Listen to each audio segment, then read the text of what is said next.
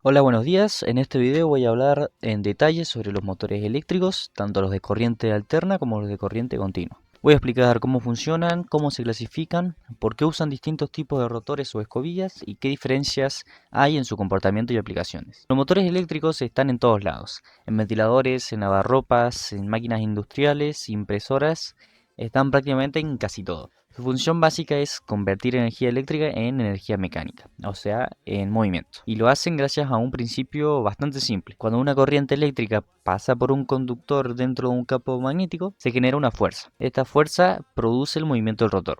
Todos los motores, ya sean de corriente alterna o de corriente continua, tienen dos partes fundamentales.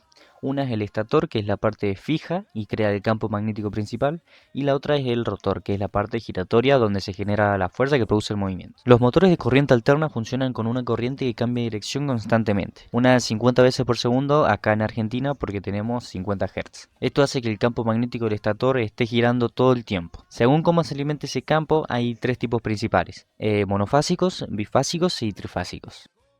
El motor monofásico usa una sola fase de corriente alterna.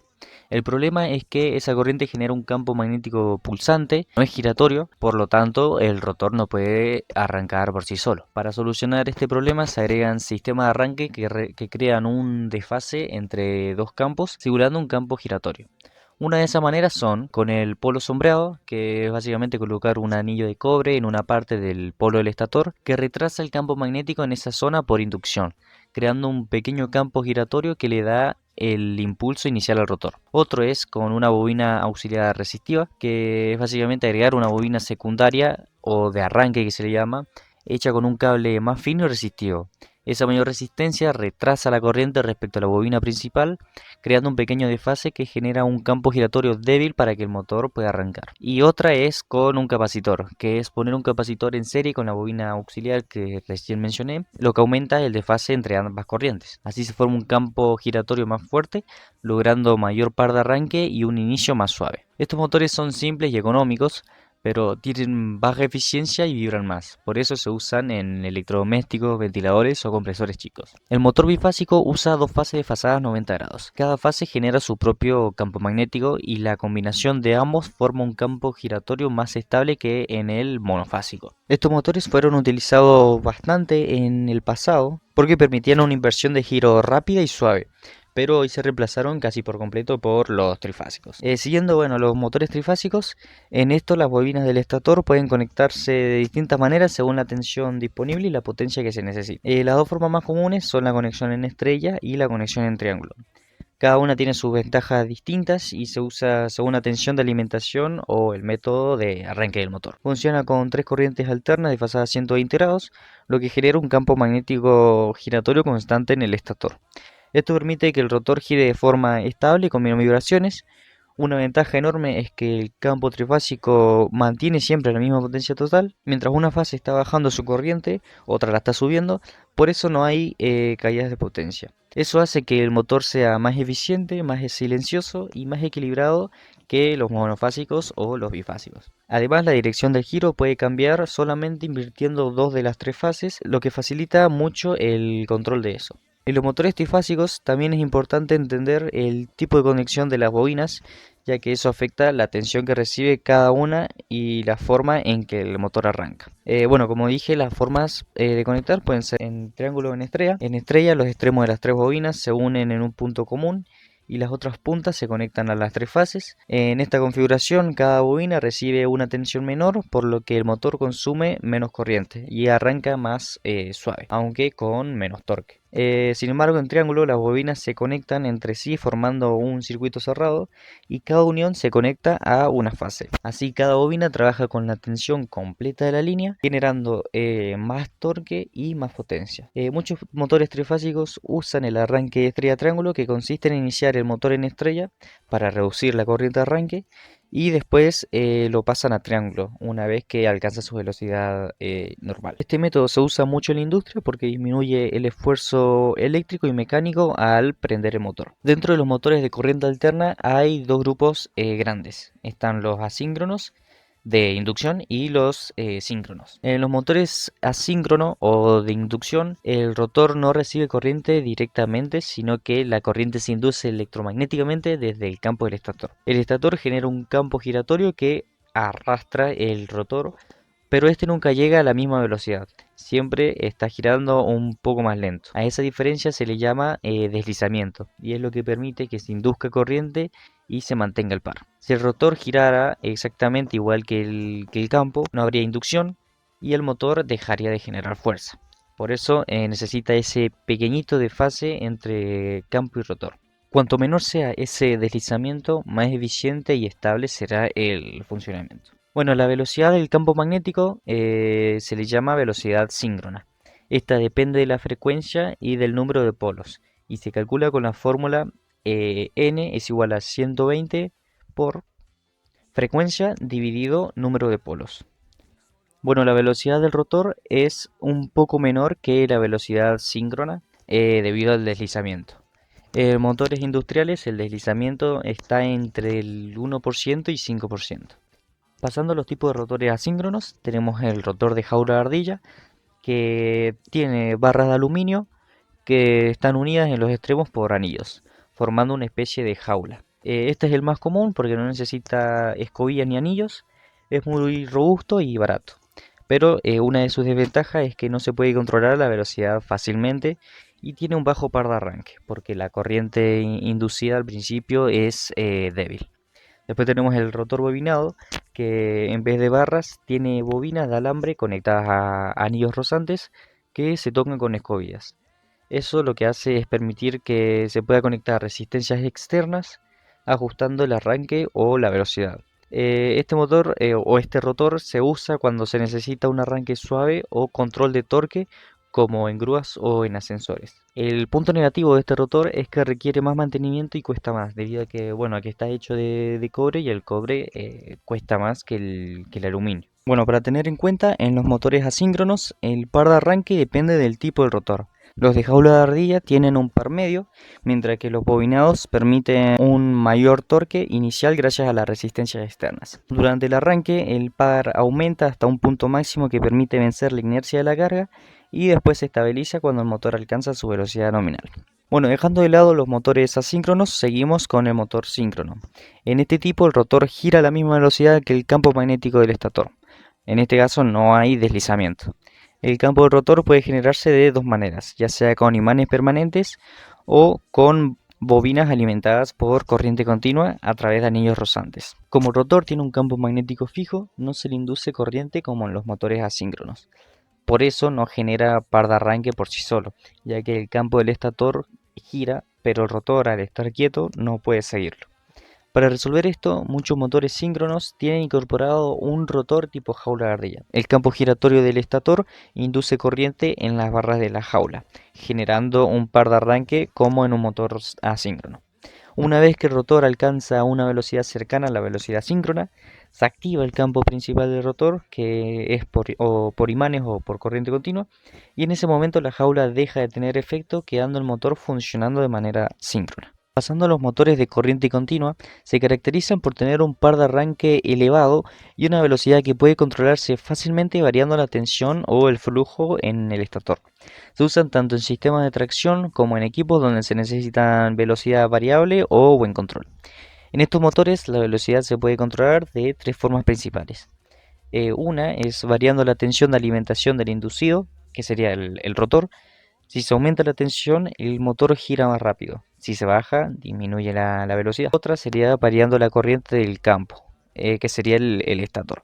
Al reducir la corriente del campo, el flujo magnético se debilita y el motor aumenta su velocidad, aunque con menos torque.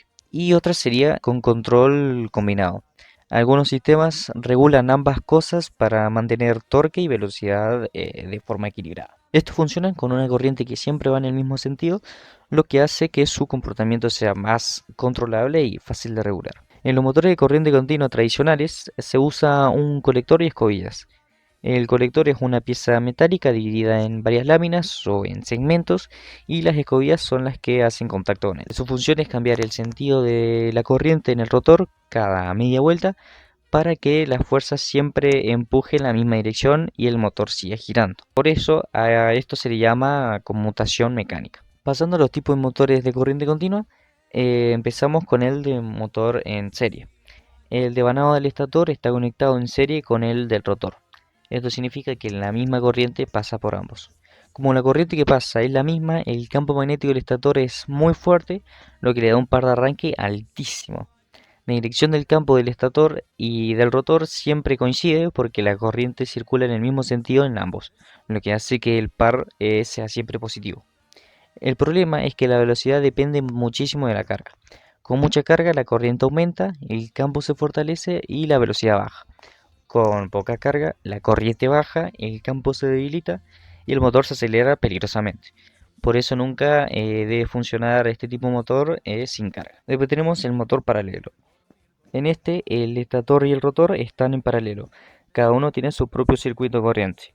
El devanado del campo tiene muchas espiras finas para crear un campo estable aunque pase poca corriente. Y además, el rotor tiene pocas espiras gruesas por donde pasa más corriente. Esto lo que hace es que el campo magnético se mantiene casi constante sin importar la carga. Por eso el motor mantiene una velocidad casi constante porque si aumenta la carga el rotor necesita más corriente, lo que genera más caída de tensión y una leve bajadita en la velocidad. Esta conexión lo hace estable, fácil de controlar y se usa donde se necesita velocidad constante. Seguimos con el motor compuesto o mixto, que básicamente combina los dos anteriores, el serie y el paralelo. Tiene un devanado en serie y tiene otro en paralelo. El en serie le da el alto par de arranque y el en paralelo mantiene la velocidad estable. El campo total del estator es la suma de ambos, así que este tipo de motor combina potencia con estabilidad. Se usa en molinos, en ascensores y en máquinas con cargas variables. Por último pasamos al motor independiente. Básicamente el estator y el rotor se alimentan por separado, cada uno con su propia fuente. Esto lo que hace es permitir regular la corriente del campo sin afectar la del rotor, controlando con precisión el torque o la velocidad. Un ejemplo puede ser, si aumentas la tensión del rotor, sube la velocidad y si aumentas la corriente del campo, sube el torque. Se usan en automatización, en control industrial y robótica, que es donde se necesita exactitud. Bueno, pasando del tema de motores y eso, seguimos con los variadores de velocidad. Los variadores de velocidad, que también son llamados variadores de frecuencia, son dispositivos que permiten controlar la velocidad, el torque y el sentido de giro de un motor eléctrico. Su función principal es regular la energía que le llega al motor, ya sea variando la tensión, la corriente o la frecuencia, según el tipo de motor que se esté usando. Los variadores se pueden dividir en dos grandes grupos según su tipo de funcionamiento. Uno son los variadores eléctricos y el otro los variadores electrónicos. Y dentro de esos dos grupos pueden ser tanto para corriente continua como para corriente alterna. Los variadores eléctricos son los más antiguos y funcionan con componentes electromecánicos o resistivos. Se usaban antes de que existieran los sistemas electrónicos modernos, los que se usan actualmente. En motores de corriente continua se controlaba la velocidad variando la resistencia en serie con el motor o modificando la tensión de alimentación. Al aumentar la resistencia se reducía la corriente y bajaba la velocidad, aunque con mucha pérdida de energía en forma de calor debido a que, bueno, se tenía que aumentar la resistencia para disminuir la velocidad del motor. En motores de corriente alterna se usaban autotransformadores o variadores de tensión que modificaban el voltaje pero no la frecuencia. Esto daba un control más limitado, poco preciso y con bajo rendimiento. Después están los variadores electrónicos, que son los que se usan actualmente. Fusionan con componentes semiconductores como diodos, transistores, tiritores o IGBTs, que es con lo que lo voy a explicar ahora, que permiten convertir, rectificar y modular la energía eléctrica con precisión. Motores de corriente alterna, los variadores, como lo son los variadores de frecuencia, controlan tanto la frecuencia como el voltaje, permitiendo ajustar la velocidad con total precisión y suavidad. Bueno, también tenemos que saber que la velocidad de un motor de corriente alterna depende de la frecuencia y del número de polos. Si el variador aumenta la frecuencia, el motor va a empezar a girar más rápido. Si la disminuye, el motor gira más lento. Esto se basa en la fórmula de velocidad síncrona. En un variador moderno, especialmente en los de frecuencia, tiene tres etapas principales. Primero tenemos la rectificación, que convierte la corriente alterna de entrada en corriente continua usando diodos. Después tenemos el filtrado o suavizado, que también se le llama, pasa por capacitores que estabilizan la tensión continua. Y por último tenemos la inversión o modulación, que sería la salida, que usa transistores IGBT para reconstruir una corriente alterna nueva modulada por PWM con la frecuencia y tensión que vos elijas. PWM, por las dudas, significa modulación por ancho de pulso. En los variadores trifásicos hay 6 transistores, 2 por cada fase, y se encienden en secuencia para generar tres fases desfasadas 120 grados entre sí. Así el motor trifásico puede girar a cualquier velocidad sin perder torque. Después tenemos los tipos de alimentación y salida en los variadores. Bueno, los variadores pueden alimentarse de distintas maneras según el tipo de red eléctrica que haya disponible. Por eso existen variadores monofásicos, bifásicos y trifásicos, y cada uno se adapta a una situación distinta. Cuando el variador recibe corriente monofásica, es decir, una fase y un neutro de 220 voltios, internamente la convierte en corriente continua, la filtra y después genera una salida trifásica de 220 voltios. Esto es muy útil en casas o en talleres donde no hay una red trifásica disponible a lo mejor, pero igual se necesita usar un motor trifásico. En cambio, cuando se le conecta a bifásica, o sea que serían dos fases, la diferencia potencial entre esas dos fases es de 380 voltios. El variador usa esa tensión mayor para alimentar su circuito interno y la salida puede generar trifásica de 380 voltios a diferencia del monofásico da una salida trifásica de 220 voltios. Por último, los variadores con entrada trifásica se conectan directamente a las tres fases de la red industrial, que serían 380 voltios, y entregan también una salida trifásica controlada. Por lo que después de esto podemos decir que puede tomar monofásica, bifásica o trifásica y siempre va a entregar una salida trifásica modulada. Con los variadores de velocidad podemos programar muchísimas cosas dependiendo de los parámetros que se les ajuste. Como por ejemplo podemos ajustar la frecuencia máxima y mínima. Esto lo que hace es definir el rango de velocidad del motor, rampas de aceleración y frenado, que esto es cuánto tarda el motor en llegar a la velocidad deseada o detenerse. Controlar la dirección de giro, que es cambiar el sentido de rotación del motor. Protecciones eléctricas, que tenemos la protección contra sobrecorriente, sobrecalentamiento o baja tensión. Y tenemos el modo de control. Algunos variadores permiten controlar el motor según el par, la velocidad o la potencia requerida. Para poder empezar a programar, primero tenemos que leer las placas de datos de los motores y variadores, para poder elegir bien el variador y el motor correspondiente para que trabajen en conjunto. En la imagen que les estoy mostrando, tenemos un variador de frecuencia, como puede ser el CFW10. Tenemos por arriba los bornes de señal de entradas analógicas y digitales, y por abajo los bornes de potencia. Por lo de potencia tenemos los primeros dos bornes. Este variador tiene algo en particular y es que podría conectarse tanto fase y neutro para monofásica de 220 voltios, saliendo con una trifásica de 220 voltios, como también se puede conectar dos fases de bifásica de 380 voltios para poder tener la salida trifásica de 380 voltios. Esto estaría señalizado, pero no se ve bien en la imagen, pero el primer borne tiene L, el segundo tiene N, para dar a entender que tenemos fase y neutro para monofásica. Y si no, en el primero, además de L, tenemos L1 y en el segundo L2, para entender que tenemos L1 y L2 para las dos fases de bifásica. Luego en los tres bornes siguientes tendríamos la salida trifásica que va conectada al motor. Después de eso podríamos pasar a ver el manual de todos los parámetros o funciones que tiene nuestro variador. En este variador en específico no sé bien los demás. Para poder restaurar los valores a fábrica, lo primero que tenemos que hacer es ingresar el parámetro 00 en el display del variador. En la pantalla les voy a estar mostrando capturas de dónde están estos parámetros o funciones y les voy a ir señalando cuál es la que estoy tratando de ingresar.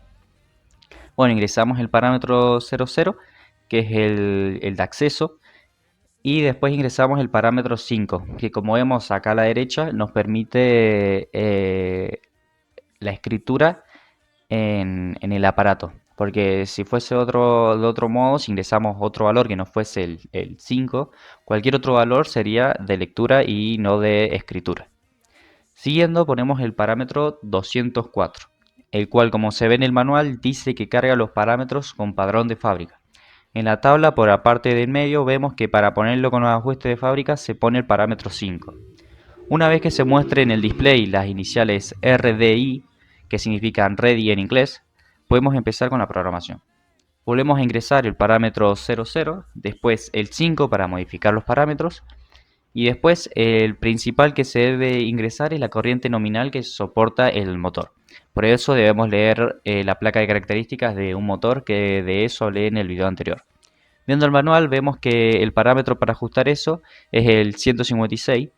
Seleccionamos ese, y si por ejemplo la corriente nominal de tu motor es de 1,6 amperes, es recomendable poner en el variador el valor 1,7 o 0,1 amperes más que la nominal.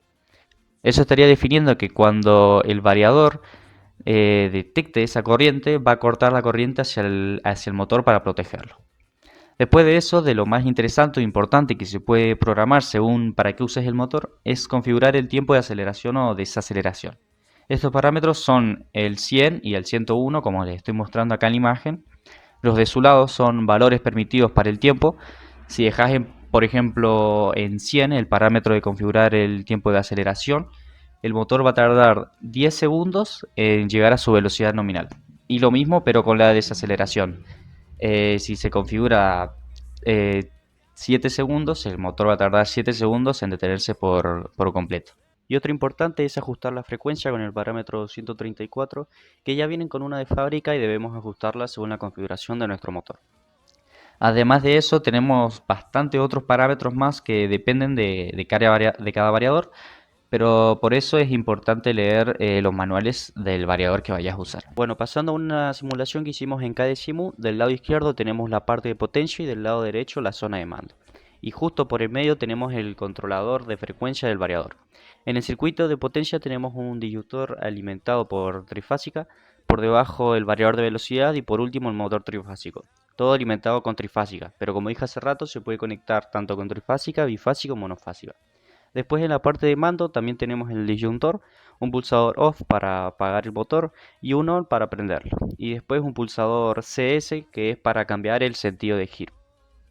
Estas opciones se activarían de manera remota, mandándole señal al variador a través de sus bornes digitales o analógicos, que como les mostré hace rato, en el variador por arriba tenemos los bornes digitales y por abajo los de potencia. Por último tenemos unos contactores que sirven para enclavar las funciones que recién les comenté, ya que usamos pulsadores, y unos auxiliares puestos antes del ON y del CS para proteger el motor de que no se rompa al cambiarle el sentido de giro de repente. Por el medio en el controlador, si lo presionamos, tenemos bastantes opciones. Podemos configurar la velocidad del motor, controlar su velocidad a través de un potenciómetro, configurar la frecuencia del motor. Por acá tenemos 3 distintas velocidades que se pueden configurar. Esto en caso de que si yo quisiera que al activar esto el motor me ande a una velocidad distinta con la que arrancó o con la que queremos que directamente empiece a arrancar. Y por último, los tiempos de aceleración y desaceleración del motor. En la conexión esta que vemos por acá arriba, esto depende de cómo lo hayamos configurado en nuestro variador. En la captura que está en pantalla vemos que desde el parámetro 263 al 266 podemos configurar DI1, DI2, DI3 y DI4, que es como tenemos en el circuito este, I1, I2, I3 e I4. Para cada una de esas entradas se le puede configurar una función distinta, que son todas estas de en medio. Para configurarlas nos vamos al variador, presionamos el parámetro 00 para acceder y el 05 para configurar los valores.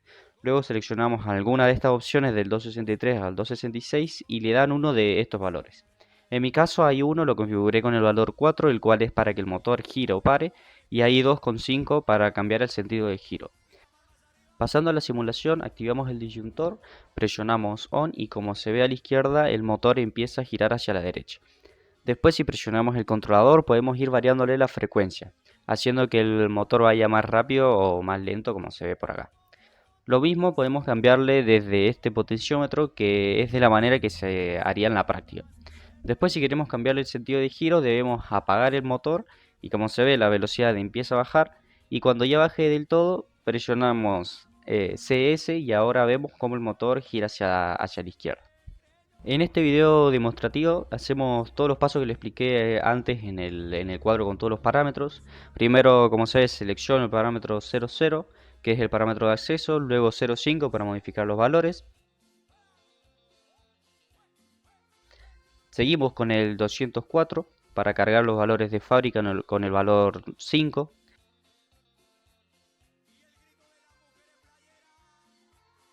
Como se ve, carga y me sale RDI, que es ready en inglés. Volvemos a presionar 00, después 05 para modificar los valores y nos vamos a 156 para configurar la corriente de sobrecarga.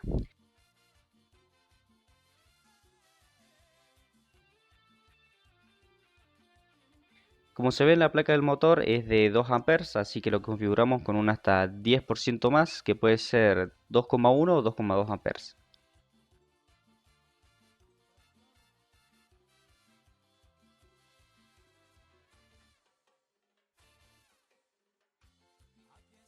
Luego seguimos con el parámetro 100 para configurar el tiempo de aceleración, que en este caso le dimos 6 segundos. Y después al parámetro 101, que es para configurar la desaceleración, que le dimos 9 segundos.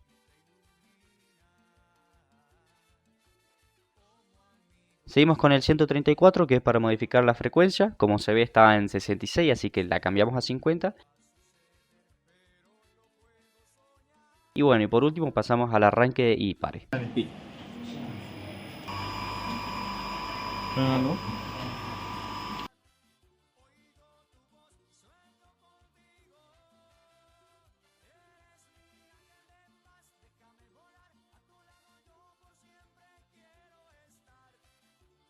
Y bueno, eso sería básicamente de lo que iba a tratar este video, de motores y de variadores de velocidad.